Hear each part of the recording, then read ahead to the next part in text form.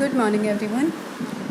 Today we are going to discuss the second method to measure the colligative property elevation in boiling point.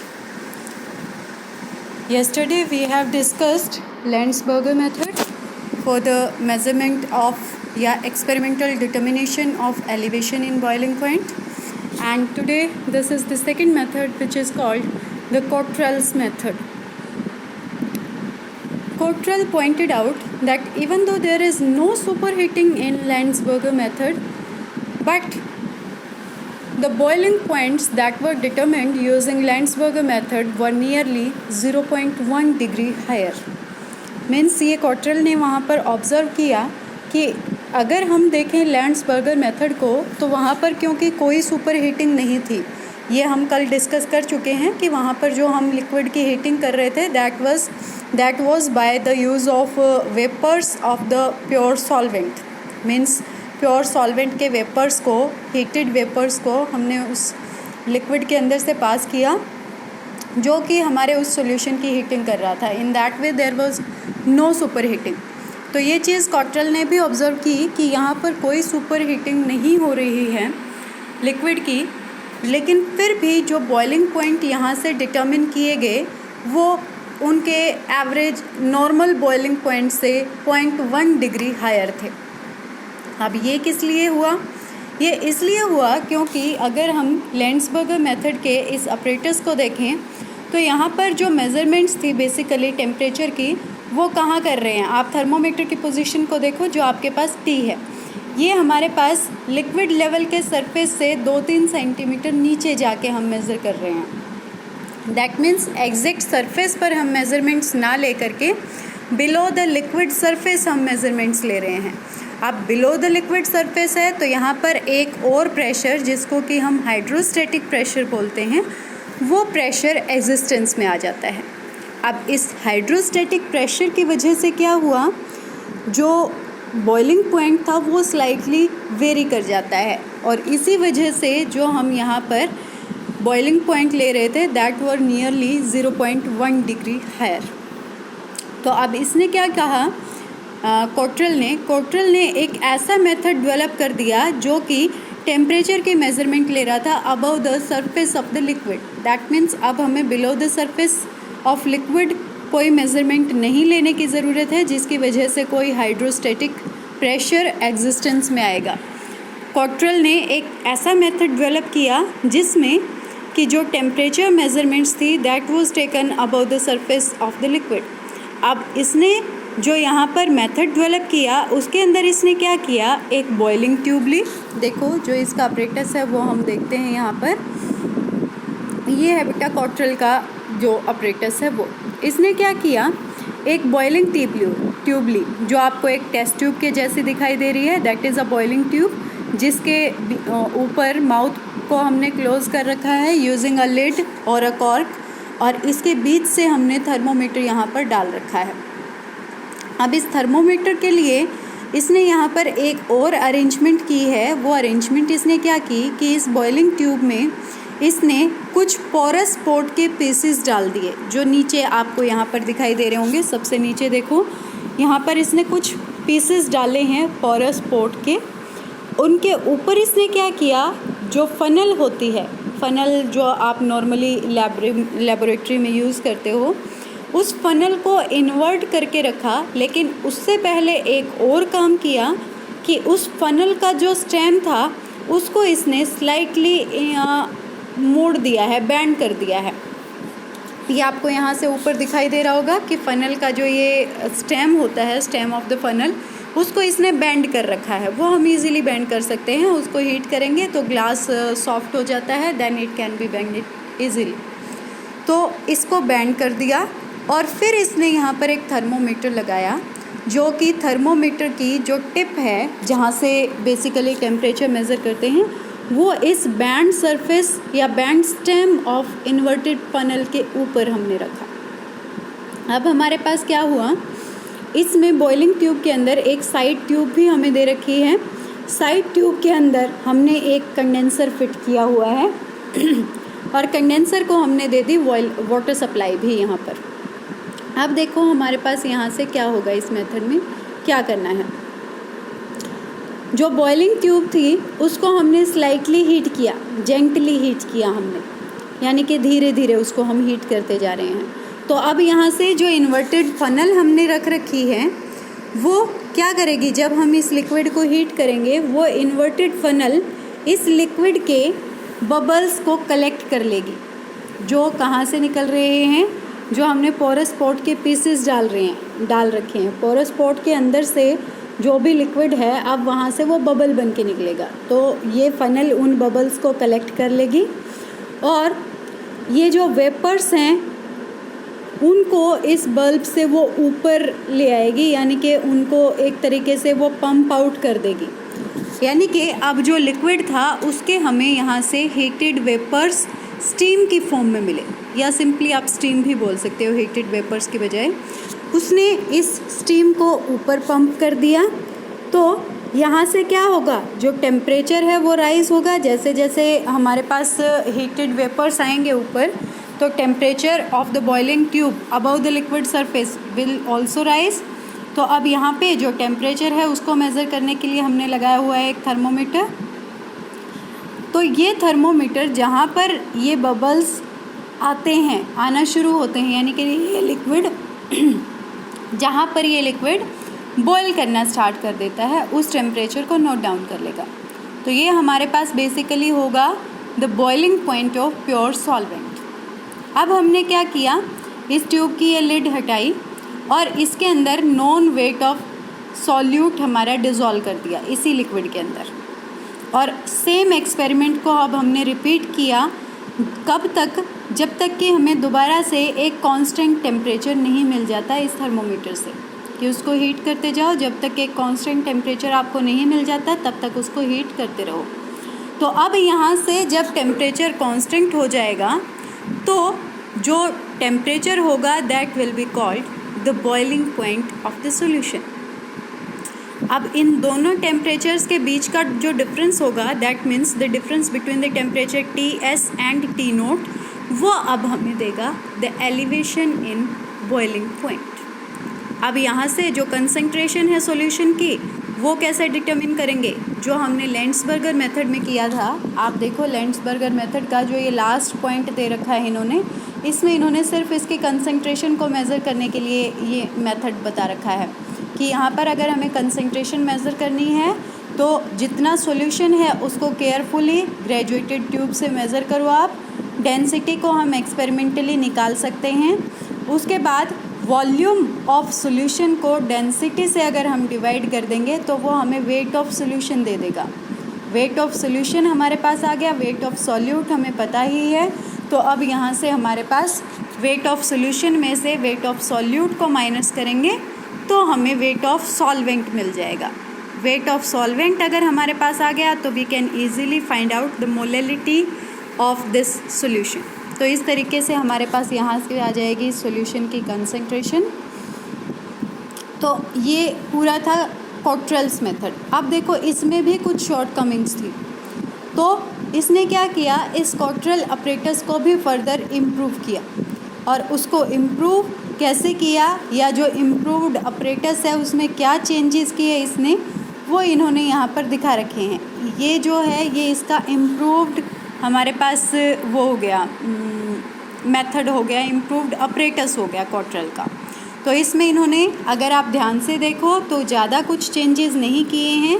सिर्फ जो boiling tube थी उसमें हमने एक होलो stopper लगा दिया है एक सॉकेट की हेल्प से, और जो इन्वर्टेड फनल थी उसका जो हमने ये बैंड कर रखा था स्टेम, वो अब इन्होंने फनल ही दूसरी शेप में ले ली। और इसके ये जो स्टेम है ये हमने 2 साइडेड ओपन ले लिया, यानी कि एक होलो 2 साइडेड ओपन स्टेम वाली फनल हमने यहाँ पर ली और इसके बीच में हमने थर्मोमीटर को अरेंज कर दिया through the lid of this क्या कहते हैं बॉइलिंग ट्यूब। ये हमने एक होलो स्टॉपर के अंदर लगा रखा है, यानी कि यहाँ पर कोई भी एक्सटर्नल डिस्टर्बेंस नहीं आएगी। जो भी हमारे वेपर्स यहाँ से इस स्टेम ऑफ फनल के अंदर से जाएंगे वो इस होलो स्टॉपर के अंदर जाएंगे और सिर्फ उन्हीं का टेम्परेचर ये थर्मोमीटर मेज़र करेगा। एक सॉकेट की हेल्प से हमने हॉलो थर्मोमीटर को फिट किया, बाकी सारी चीज़ें वहाँ पर यही हैं। और एक पंपिंग डिवाइस भी यहाँ पर इन्होंने अलग से ले लिया, जिसको हम ये होलो स्टॉपर की हेल्प से दिखा रहे हैं। तो अब देखो इसने क्या किया, यहाँ से ये बता भी रहा है the pumping device is basically the same funnel जो हम इन्वर्ट करके यहाँ पर रख रहे हैं, बस उसका यहाँ पर थोड़ा सा इम्प्रूव्ड वर्जन इन्होंने ले लिया है। तो जो पंपिंग डिवाइस था उसको 2 या 3 ब्रांचेस में डिवाइड किया, जो आपको यहाँ पर दिखाई दे रहा होगा। ये वाली इसकी बात कर रहे हैं, जो ये एरो लगा हुआ है इसके पास ये। तो पंपिंग डिवाइस को 2 या 3 ब्रांचेस में इसने डिवाइड किया, सो दैट अगर यहाँ से हम देखें तो इसका फनल का स्टेम जो है वो इधर चला गया है। दैट मीन्स अब जो बबल्स निकलेंगे या हम कहें हीटेड वेपर्स निकलेंगे, वो सिर्फ एक डायरेक्शन से निकलते अगर हम इस वाले की बात करते हैं, क्योंकि इसका स्टेम तो इधर है। लेकिन अब देखो इम्प्रूवमेंट क्या किया गया है कि इसके स्टेम को इस टाइप से 2 ब्रांचेस में डिवाइड कर दिया, यानी कि अब इधर से भी वेपर्स आएंगे और इधर से भी वेपर्स आएंगे। यानी कि अब जो वेपर्स यहाँ पर आएंगे वो एक सिमेट्रिकल वे में आएंगे, और इस तरीके से जो बल्ब ऑफ द थर्मोमीटर है that can measure the temperature in a symmetrical way. दूसरा इन्होंने क्या किया, neck of boiling tube is fitted with a hollow stopper, ये मैंने आपको अभी बताया। और इसकी जो वॉल्स हैं होलो स्टॉपर की वो इलोंगेटेड की गई हैं, यानी कि लंबी ली गई हैं ताकि वो नीचे तक चले जाएं और यहाँ पर एक शीट की तरह एक्ट करें इस थर्मोमीटर के चारों तरफ। और जो कोल्ड कंडेंसेट आ जाता है, क्योंकि क्या होता है जब वेपर्स ऊपर जाते हैं तो कुछ vapours walls of the boiling tube के साथ भी स्टिक हो जाएंगे और अल्टीमेटली वो कंडेंस हो जाते हैं, and condensed vapours always cause cooling. तो यहाँ पर अब हमने ये स्टॉपर की वॉल्स इतनी लंबी ले ली कि ये एक तरह से शील्ड का काम कर रहा है इस थर्मोमीटर के चारों तरफ। तो अब अगर ये थर्मोमीटर के चारों तरफ एक शील्ड का काम कर रहा है, तो अब ये उन कंडेंस्ड वेपर्स को इसके पास नहीं आने देगा, ताकि जो टेम्परेचर है वो अब यहाँ पर इफ़ेक्ट ना हो। तो अब यहाँ पर हमेशा जो थर्मोमीटर यूज़ किया गया वो बैकमैन थर्मोमीटर यूज़ किया गया, बिकॉज़ बैकमैन थर्मोमीटर की कैपेसिटी है बहुत स्मॉल टेम्परेचर्स को मेज़र करने की। अगर नॉर्मल थर्मोमीटर को देखें तो वो इतना स्मॉल टेम्परेचर मेज़र करने की कैपेसिटी नहीं रखते हैं। दैट इज़ वाई यहाँ पर जो थर्मोमीटर यूज़ किया गया है वो बैकमैन थर्मोमीटर किया गया, और ये इसका इम्प्रूव्ड वर्जन हमारे पास हो गया कोट्रेल एपरेटस का।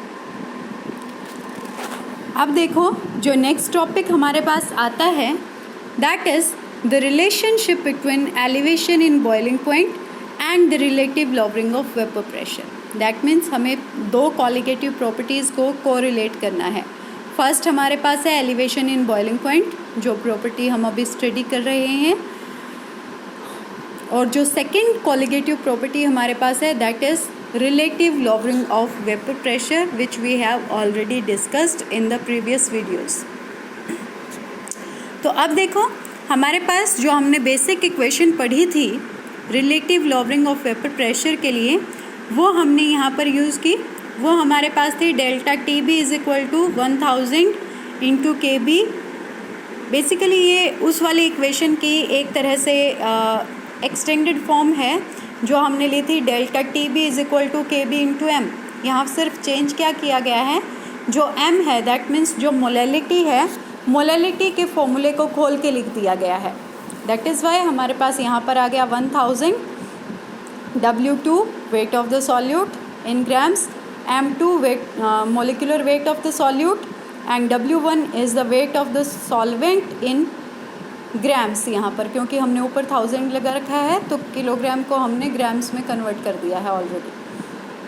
तो ये सारी चीज़ें आने के बाद अब हमें ये भी पता है कि अगर हमारे पास है W2 over M2 that means weight of the solute in grams divided by its molecular weight, that becomes the number of moles of the solute. And in the same way if we are having W1 over M1 that will describe the number of moles of the solvent. इन्हीं को use करके हमारे पास यहाँ से W1 की value निकाल लेते हैं, क्योंकि हमारे पास W1 over M1 complete term नहीं है, but W1 is there in our expression which is expressed by the notation of equation number 21।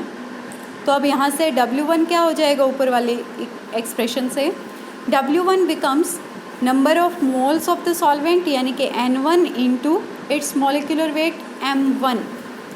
अब इस वैल्यू को उठा के यानी कि जो हमारे पास है ये W2/M2 और W1 की वैल्यूज़ ये ऊपर वाली 21st इक्वेशन में पुट कर देंगे, तो हमारे पास यहाँ से आ गया delta TB is equal to 1000 into KB into N2 divided by N1 M1। इनको थोड़ा सा रीअरेंज किया, 1000 KB divided by M1 and multiplied by जो नंबर ऑफ मोल्स वाली टर्म्स हैं उनको इकट्ठा करके लिखा N2/N1। अब राउल्ट्स लॉ के अकॉर्डिंग हमें पता है कि किसी भी डाइल्यूट सॉल्यूशन के लिए हमारे पास क्या होता है, lowering of vapour pressure divided by the vapour pressure of pure solvent. That means relative lowering of vapour pressure is approximately equal to N2/N1 if the solution is dilute। ये हम already कर चुके हैं बेटा पीछे। तो अब यहाँ से डेल्टा P जो हमारे पास यहाँ लिख रखा है that is basically equal to P0 minus PS, that is lowering of vapour pressure. अब ये वाली वैल्यू उठा करके और अपनी इस नेक्स्ट 22 इक्वेशन में पुट कर दी, तो यहाँ से N2/N1 की जगह हमारे पास आ गया delta P/P0 that is the relative lowering of vapour pressure. तो ये जो रिलेशनशिप आई है ये अब हमारे पास एक रिलेशनशिप आ गई between the elevation in boiling point and the relative lowering of vapour pressure. Now the next topic which we are going to discuss is the relationship between elevation in boiling point and osmotic pressure. कि अब हमें यहाँ पर करना है osmotic pressure की relationship क्या है एलिवेशन इन बॉइलिंग पॉइंट के साथ। तो ऑस्मोटिक प्रेशर भी हम ऑलरेडी पढ़ चुके हैं। तो ऑस्मोटिक प्रेशर के लिए सबसे पहले तो हमें एक इक्वेशन लेनी पड़ेगी जो एक तरह से सिमिलर इक्वेशन है जो हमारे पास आइडियल गैस इक्वेशन होती है उसके सिमिलर। तो देखो ऑस्मोटिक प्रेशर के लिए इक्वेशन हमारे पास जो थी that is PV is equal to N2RT, जहाँ पर P हमारे पास है ऑस्मोटिक प्रेशर और V हमारे पास है volume of solution, N2 is the number of moles of solute. तो अब यहाँ से एलिवेशन इन बॉइलिंग पॉइंट की इक्वेशन लिखी next equation, and elevation in boiling point that means delta TB is equal to 1000 into KB into W2 over W1 into M2। फिर से हमने वही काम किया कि W2/M2 किसके इक्वल होता है, number of moles of solute के इक्वल होता है according to the definition of number of moles. तो W2/M2 की जगह हमने लिख दिया N2, W1 को एज सच रखा है। अब हमारे पास जो ऊपर वाली हमने इक्वेशन लिखी है for osmotic pressure that is PV is equal to N2RT, वहाँ से N2 की वैल्यू फाइंड आउट कर लेते हैं। N2 is equal to PV/RT, इस वैल्यू को उठा के अपनी 25th इक्वेशन में पुट कर दो जहाँ हमने N2 इंट्रोड्यूस किया है। तो अब ये एक्सप्रेशन जो बन गया that is delta TB is equal to 1000 into KB into P/W1/V। देखो वैसे तो है PV/W1 इंटू RT, हमने क्या किया इस V को W1 के नीचे भी लिख सकते हैं हम, तो इस V को ले गए W1 के नीचे, तो ये एक्सप्रेशन बना 1000 into KB into P divided by W1 into V W1/V into RT। अब हमें ये भी पता है कि सॉल्यूशन जो है हमारे पास that is very dilute solution, क्योंकि कॉलिगेटिव प्रॉपर्टी हम सिर्फ डाइल्यूट सॉल्यूशंस के लिए ही मेज़र कर सकते हैं।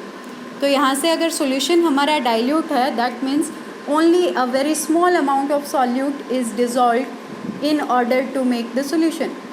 तो डाइल्यूट सॉल्यूशन है तो हम ये कह सकते हैं कि volume of solution will be nearly equal to the volume of solvent. तो ये दोनों वॉल्यूम अगर हमारे पास नियरली इक्वल हैं तो if D is the density of the solvent तो हमारे पास क्या हो जाएगा W1 over V that will be equal to D, क्योंकि डेंसिटी क्या होती है मास पर यूनिट वॉल्यूम। तो हमारे पास ये हो गया W1 is the weight of solvent and V is the volume of solvent, क्योंकि volume of solvent is nearly equal to volume of the solution. तो ये वैल्यू अगर हम इस ऊपर वाली 26th इक्वेशन में पुट कर देते हैं तो हमारे पास एक रिलेशनशिप आ गई, delta T B is equal to 1000 into K B into P by D R T, and this is the required relationship between elevation in boiling point and the osmotic pressure.